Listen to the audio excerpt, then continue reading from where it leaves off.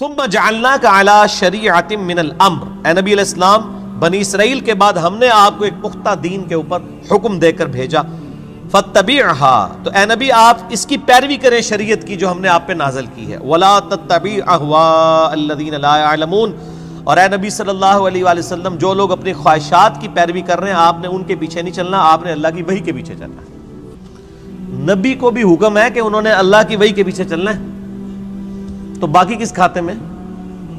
قرآن میں 3 دفعہ یہ آیت آئی ہے، سورہ یونس میں، سورۃ الانعام کے اندر، سورہ الزمر کے اندر۔ قل انی اخاف ان عصیت ربی عذاب یوم عظیم، اے نبی تم فرماؤ کہ مجھے تو خود ڈر ہے اس بات کا کہ اگر میں نے بھی اللہ کی نافرمانی کی تو بڑے دن کا عذاب مجھے بھی آ پکڑے گا۔ کس نے؟ نبی صلی اللہ علیہ وسلم۔ یہ باتیں اس لیے کہلوائی گئی، حالانکہ نبی علیہ السلام تو اللہ کے محبوب ہیں، صرف اس لیے کہلوائی گئی کہ تاکہ بعد میں کوئی بندہ تکبر کے ساتھ معاملات کو کلیم نہ کرنا شروع کر دے کہ جی یہ بزرگوں تو نماز کی ضرورت ہی نہیں، اللہ تک پہنچ چکے نا۔ لوگ کہتے ہیں جی نماز تو اللہ تک پہنچنے کے لیے چاہیے، تو جو اللہ تک پہنچ چکے ہیں انہوں نمازہ معاف نہیں۔ یہ اس لیے یہ باتیں بتائی گئی تاکہ کوئی تکبر کا جملہ نہ بولے، ڈرتا رہے۔ میں نے کئی دفعہ عرض کیا کہ آپ دیکھیں شیخ عبد القادر جیلانی رحمہ اللہ کی طرف کتنا بڑا جھوٹ منسوب کیا گیا، وہ قصیدہ غوثیہ ایک، جس کے اندر لکھا ہے تمام اولیاء کی گردن پہ میرا پاؤں ہے۔ سر یہ جو جملہ ہے نا کہ تمام اولیاء کی گردن پہ میرا پاؤں ہے، یہ کوئی مسلمان نہیں بول سکتا، ولی تو چھوڑ دیں، یہ شیخ عبد القادر جیلانی پہ جھوٹ باندھا گیا، انہوں نے نہیں کہا یہ قصیدہ غوثیہ ہے ہی جھوٹ ہے، انہوں نے نہیں لکھا۔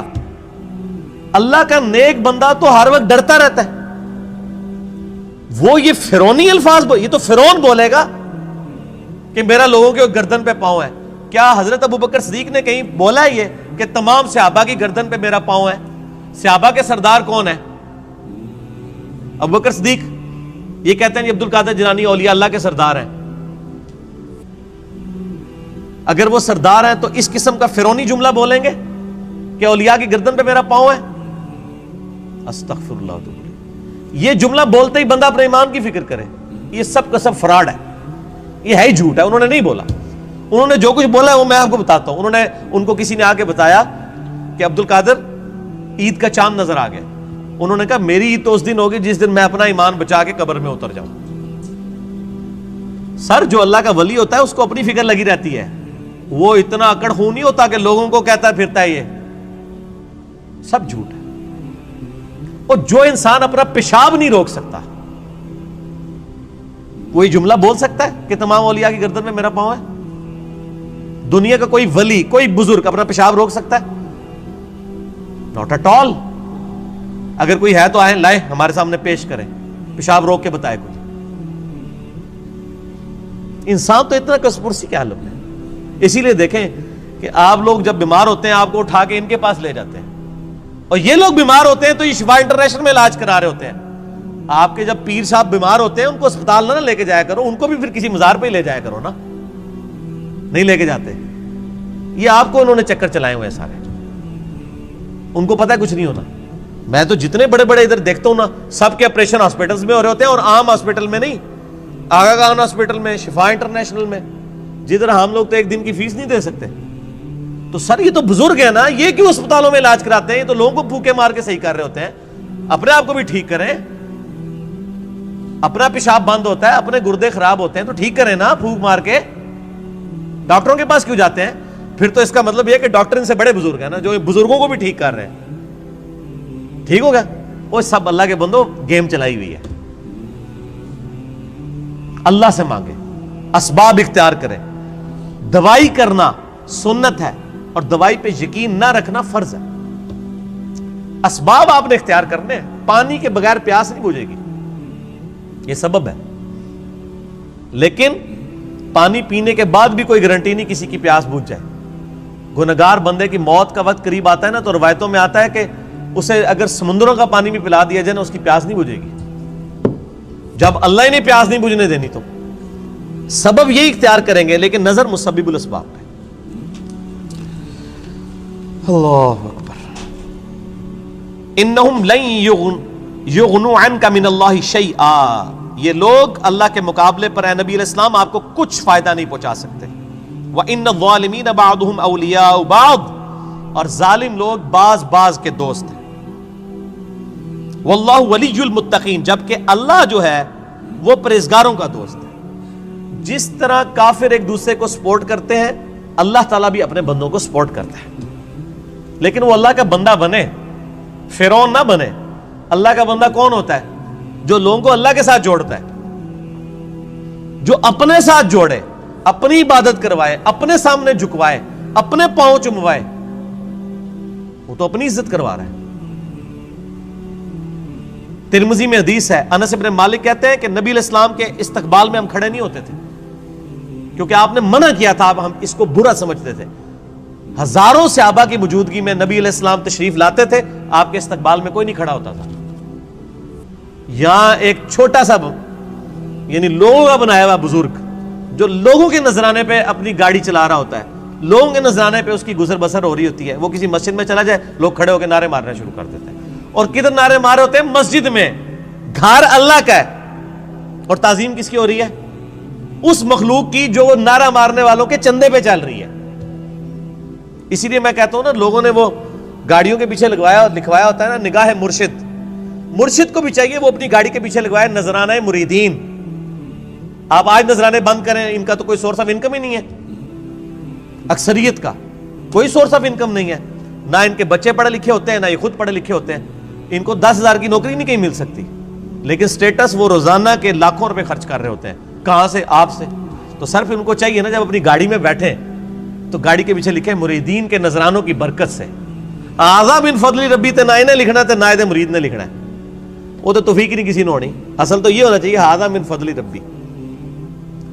تو اگر اتنے مریدین لکھ رہے ہیں نگاہ مرشد، تو پیر بھی لکھ دے نذرانہ مرید کی برکت سے، جو سچائی ہے. دوسرے والی تو ہے ہی جھوٹ ہے. نگاہ مرشد کے جس مرشد میں تسی پال رہے ہو، وہ مرشد تو کس نے پال سکتا ہے؟ اللہ پال رہا ہے، اللہ دے رہا ہے. اللہ کافروں کو بھی دیتا ہے، اللہ مسلمانوں کو بھی دیتا ہے. اللہ جانوروں کو بھی دیتا ہے، اللہ درختوں کو بھی دیتا ہے. سب اللہ دینے والا ہے. اللہ طرف مارا ہے واللہ ولی المتقین، اللہ تعالیٰ پشت پناہ ہے پرہیزگاروں کا. ھذا بصائر للناس، یہ لوگوں کے لیے بصیرت افروز باتیں ہیں، آنکھیں کھولنے کے لیے. وہدی ورحمۃ لقوم یوقنون، اور ہدایت اور رحمت ہے یہ قرآن ان لوگوں کے لیے جو بات یقین کرنا چاہیں. جنہوں نے نہیں ماننی ان کے لیے قرآن میں کوئی ہدایت نہیں. ام حسب الذین اجترحوا السیئات ان نجعلهم کالذین آمنوا وعملوا الصالحات سواء محیاہم ومماتہم، کیا وہ لوگ جو برائیوں کا ارتکاب کرتے ہیں، کیا ہم ان کو ویسا ہی بنا دیں گے کہ جو ایمان لائیں اور نیک اعمال کریں، کہ یکساں ہو جائے دونوں کا جینا اور مرنا؟ نہیں. دنیا میں بھی بادشاہ جو ہوتے ہیں وہ اپنے تابع فرمان بندوں کو نوازتے ہیں، دشمنوں کو سزا دیتے ہیں. تو اللہ تعالیٰ فرماتا ہے جو میرے ماننے والے ہیں وہ اور جو میرے نہ ماننے والے ہیں، میرے نافرمان، ان کو میں برابر کر دوں گا؟ ان کی زندگی اور موت برابر ہوگی؟ نہیں. زندگی ہو سکتا ہے کافر کی بہتر ہو، لیکن مرنے کے بعد ایمان والے اور نیک عمل کرنے والے کے لیے آخرت میں اللہ کا انعام ہے. ساء ما یحکمون، کتنا برا حکم تم لگا رہے ہو اگر تمہارے دماغ میں کہیں یہ بات ہے کہ یہ لوگ برابر ہو سکتے ہیں. وخلق اللہ السماوات والارض بالحق، اور اللہ نے آسمان اور زمین کو پرپز فل پیدا کیا ہے. وَلِتُجْزَى كُلُّ نَفْسٍ بِمَا كَسَبَتْ، تاکہ بدلہ دیا جائے ہر جان کو جو اس نے کمایا. وَهُمْ لَا يُظْلَمُونَ، اور کسی پہ ظلم نہیں ہوگا. یہ اللہ نے ایک لائن کے اندر مقصد بیان فرما دیا ہے کہ زمین و آسمان کی پیدائش کا مقصد یہ ہے کہ اللہ تعالیٰ آزمائے گا کون نیک عمال کرتا ہے، اس کے بعد اللہ تعالیٰ نیک عمال والے کو اس کے عمال کا بدلہ دے گا، برے عمال والے کو اس کے عمال کا بدلہ دے گا. اب بڑی سخت آیت آ رہی ہے قرآن حکیم کی، اس ایک آیت پہ گھنٹوں بولا جا سکتا ہے. افرائیت من اتخذ الہہ ہوا، اے نبی صلی اللہ علیہ وآلہ وسلم بھلا تم نے اس شخص کو دیکھا جس نے اپنی خواہش نفس کو اپنا خدا بنا لیا.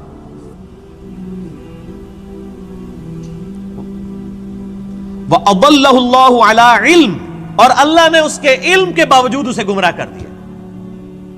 وَخَتَمَ عَلَىٰ سَمْعِهِ وَقَلْبِهِ، اور اللہ نے اس کے کانوں پر، اس کے دل پر مہر لگا دی ہے، وجعل علی بصرہ، اور اس کی آنکھوں پر غشاوہ، پردہ ڈال دیا ہے۔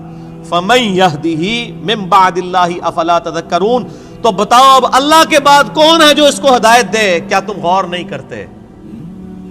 جس کو اللہ گمراہ کر دے،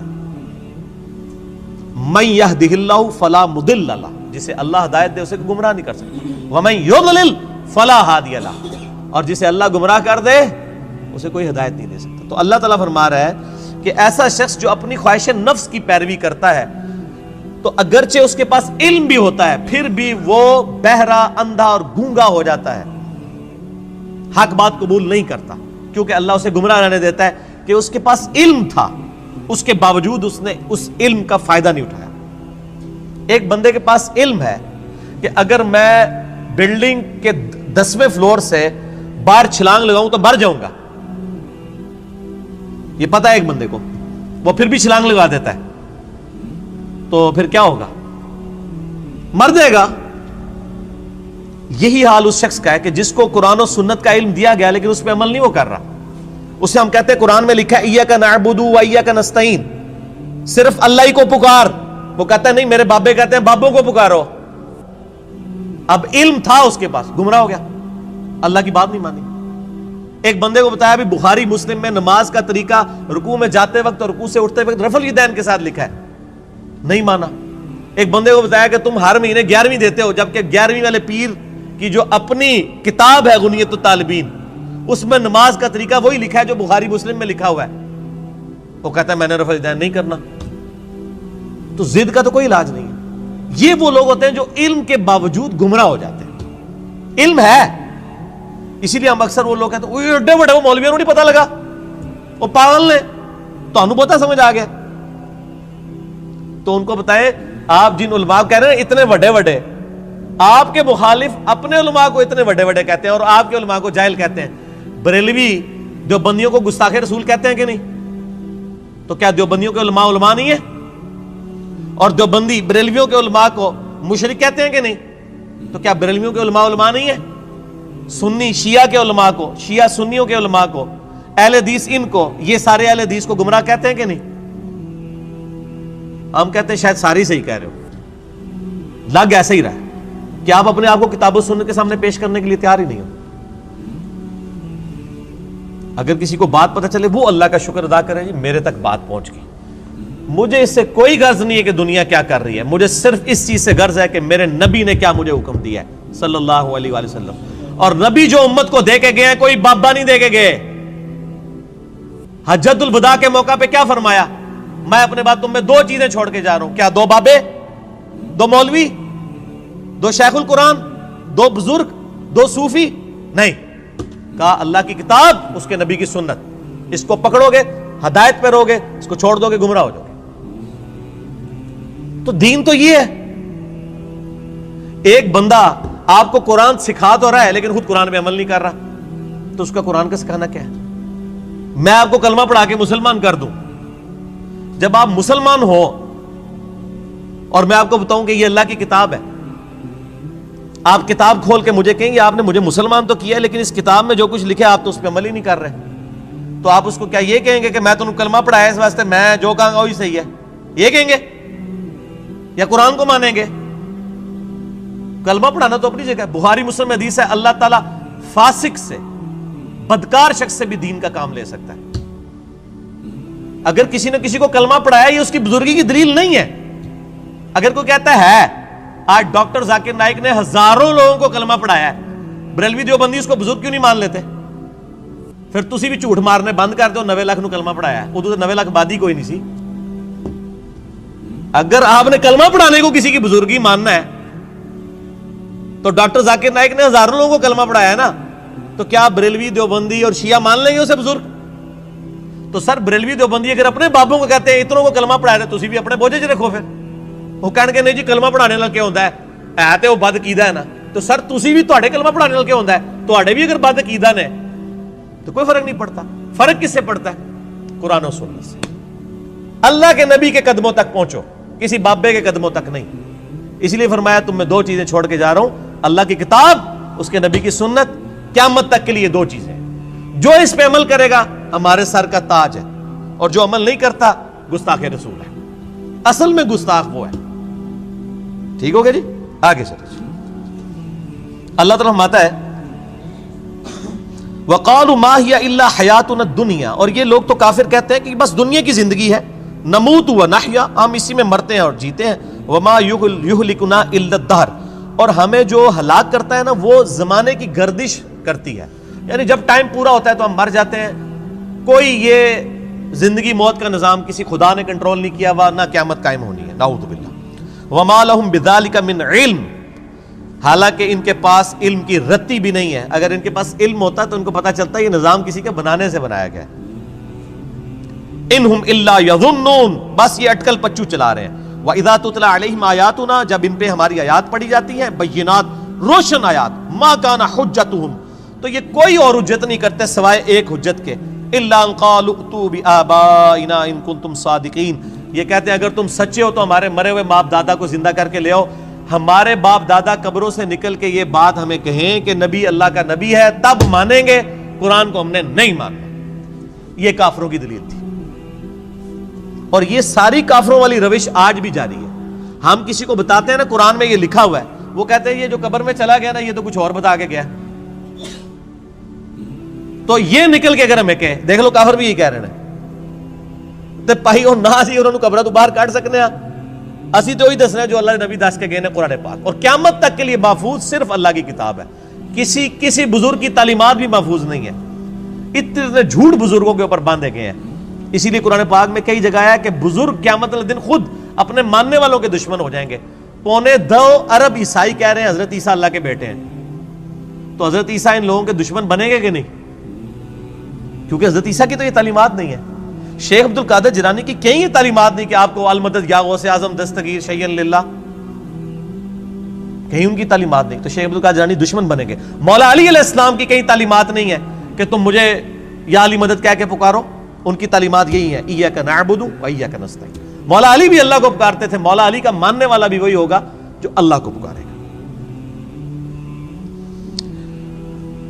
تو اللہ تعالیٰ فرماتا ہے جب یہ حجت کرے تم ان کو کہو قل اللہ یحییکم ثم یمیتکم، اللہ تمہیں زندہ کرتا ہے وہی موت دیتا ہے، ثم یجمعکم الی یوم القیامہ، پھر قیامت دن بھی وہ تمہیں جمع کرے گا، لا ریب فیہ، جس میں کوئی شک نہیں ہے، ولکن اکثر الناس لا یعلمون، لیکن اکثر لوگ اس حقیقت سے ناواقف ہیں. اللہ نے فرمایا کہ بھئی یہ بتا دو کہ اللہ میں اور باقی ہستیوں میں یہ فرق ہے کہ وہ زندگی اور موت دیتے ہیں، تو لے آؤ ان کو. اللہ کے علاوہ کوئی زندگی اور موت دے سکتا ہے؟ نہیں دے سکتا. اگر کوئی کیسا کہتا ہے کہ دے سکتا ہے، اور جناب کس کس قسم کے جھوٹ، یعنی انہوں نے، یعنی وہ جی شیخ عبد القادر جیلانی رحمۃ اللہ علیہ نے ایک ڈوبی ہوئی بارات جو ہے وہ مرنے کے اتنے سال بعد زندہ کر دی تھی. اللہ کے بندو توبہ کرو. قرآن پاک میں سورہ انبیاء کا پہلا رکوع ہے، 17واں پارہ پہلا صفحہ ہے. نبی صلی اللہ علیہ وآلہ وسلم کو کافر کہتے تھے تم ہمیں یہ کہتے ہو نا اگلے نبیوں کے یہ معجزے کہ مردہ زندہ کرتے تھے، تم ہمیں مردہ زندہ کر کے بتاؤ پھر نبی مانیں گے. تو اللہ تعالیٰ نے فرمایا کہ ان سے فرما دو کہ معجزات اللہ کے پاس ہے، وہ کوئی معجزہ اس قسم کا نہیں. نبی صلی اللہ علیہ وسلم نے بھی کوئی مردہ نہیں کبھی زندہ کیا. حضرت عیسیٰ علیہ السلام کا قرآن میں ذکر آتا ہے کیونکہ ان کا معجزہ وہ تھا، ہمارے نبی کا معجزہ قرآن ہے، جیسا کہ موسیٰ علیہ السلام کا معجزہ عصا تھا. ویسے آپ صلی اللہ علیہ وسلم کے بہت معجزات ہیں بخاری مسلم میں کہ مبارک انگلیوں سے پانی کے چشمے جاری ہو گئے، مبارک دعا سے چاند 2 ٹکڑے ہو گیا، مبارک پسینے سے خوشبو آتی تھی. یہ معجزات ہیں، مردہ زندہ کرنے والا نہیں ہے. تو یہ بعد کے لوگوں کے بارے میں آپ کلیم کر رہے ہیں کہ انہوں نے مردے زندہ کیے ہیں. آج بھی لیں کسی کو جو کہتا ہے نا مردہ زندہ کر سکتا ہے تو ہم اسے شہید کر دیتے ہیں، اس کی اجازت سے وہ اپنے آپ کو زندہ کر کے بتائے. حضرت عیسیٰ نے بھی جو مردے زندہ کیے ہیں نا وہ یہ نہیں تھے کہ وہ قبر سے نکال کے چلنا پھرنا شروع کر دیتے تھے. صرف اس وقت چونکہ طب بڑے زور پہ تھی، میڈیکل، تو اللہ تعالیٰ نے ان کی میڈیکل کو فیل کیا کہ کوئی ڈاکٹر کسی مردے کو نہیں زندہ کر سکتا. اللہ نے آیا ہوں میرا نبی اے جڑا مردہ زندہ کرے گا، اور وہ صرف اتنا ہوتا تھا قبر پہ گئے مردے کو زندہ کیا، وہ مردہ کہتا تھا کہ حضرت عیسیٰ اللہ کے نبی، واپس چلا جاتا تھا، بس اس سے زیادہ نہیں تھا زندہ ہوتا نا. سورۃ الانبیاء کی آیت نمبر 95 ہے، جو ایک دفعہ دنیا سے چلا گیا وہ واپس نہیں آ سکتا، ناٹ ایٹ آل. گیا دنیا میں واپس نہیں ہو آ سکتا. اگر یہ بات ہوتی تو حضرت فاطمہ روتی روتی فوت کیوں ہوگی 6 مہینے کے اندر کہ میں اپنے باپ کا چہرہ اب دوبارہ نہیں دیکھ سکوں گی. حضرت عائشہ حضور کی لاڈلی ترین بیوی نبی علیہ السلام کی وفات کے بعد 47 سال تک زندہ رہی ہیں, اور کدھر زندہ رہی ہیں؟ اسی قبر والے حجرے کے ساتھ کمرے میں. میں کہتا ہوں کوئی ایک روایت دکھا دے کہ انہوں نے نبی علیہ السلام کی کبھی زیارت کی ہو قبر کے اوپر. آج لوگ کہتے ہیں ہمارے گھر میں آ جاتے ہیں, کوڑ مارنے چھڑ دو اللہ دے بندے ہو, چوڑ. سب سے زیادہ اگر کوئی حقدار تھا تو حضرت فاطمہ تھی, حضرت عائشہ تھی, مولا علی تھے. ان سے کوئی آپ کو بات نہیں ملے گی. یہ جتنی آپ کو باتیں بتاتے ہیں ساری بزرگ بابوں سے بتاتے ہیں, آپ کو حضرت ابوبکر کی کرامت نہیں بتا رہے ہوں گے اس قسم کی, کیا ہوتی نہیں ہے. کرامت ہم مانتے ہیں, کرامت صرف یہ ہے کہ کسی کی دعا کی برکت سے کچھ ہو جائے, مرضی اللہ کی. کوئی کر کے نہیں دکھا سکتا. کوئی کر کے دکھا سکتا ہے تو میں نے کئی بار چیلنج کیا ہے, کوئی زندہ یا مردہ بزرگ, میں اپنا انجینئرنگ کا فارمولہ لکھ کے دیتا ہوں, وہ دیکھ کے پڑھ کے بتا دے.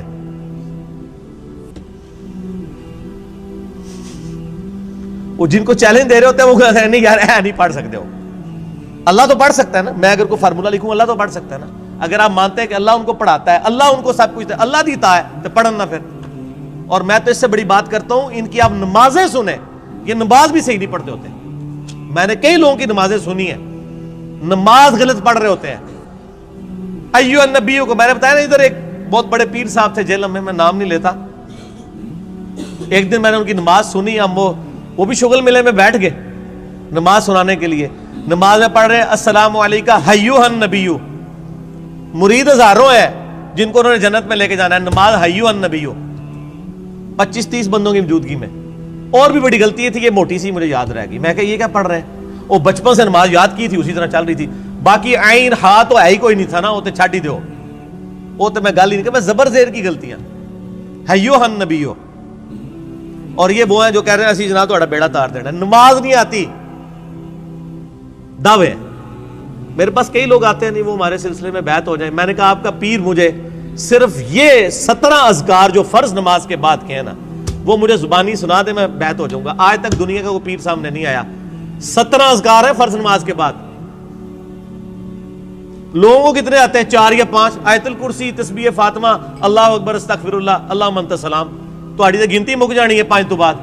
ایسے 17 اذکار لکھے ہوئے گرین کارڈ پہ جو نبی صلی اللہ علیہ وسلم کرتے تھے, دنیا کے کسی پیر کو نہیں آتے ہیں.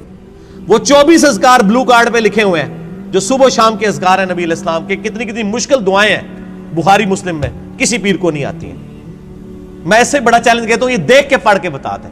یہ اتنی مشکل عربی ہے کہ جس نے پہلی دفعہ پڑھی ہو وہ اس کو ایک دفعہ پڑھ کے صحیح پڑھ ہی نہیں سکتا. ابھی تک تو سارے فیل ہوئے ہیں. تو پھر یہ کہنا کہ ہم لوگوں کو نبی علیہ السلام تک پہنچاتے ہیں, تسی آپ تے پہنچے کوئی نہیں ہوئے اللہ دے بندے ہو. نبی علیہ السلام تک وہ پہنچا ہوا ہے جو نبی علیہ السلام کے طریقے پہ ہے, جو آپ نے فرمایا ہے,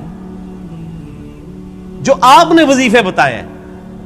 باقی تو آپ کے خود ساختہ چیزیں ہیں, وہ جس طرح ہندوؤں کے ماننے والے اپنا وہ کرتے ہیں, آپ کے ماننے والے آپ کو سکھا رہے ہیں. نبی علیہ السلام کے ساتھ کوئی تعلق نہیں ہے. نبی صلی اللہ علیہ وسلم جو کچھ دے کے گئے وہ یہ موجود ہے اس میں, وہ اس قرآن کے اندر ہے.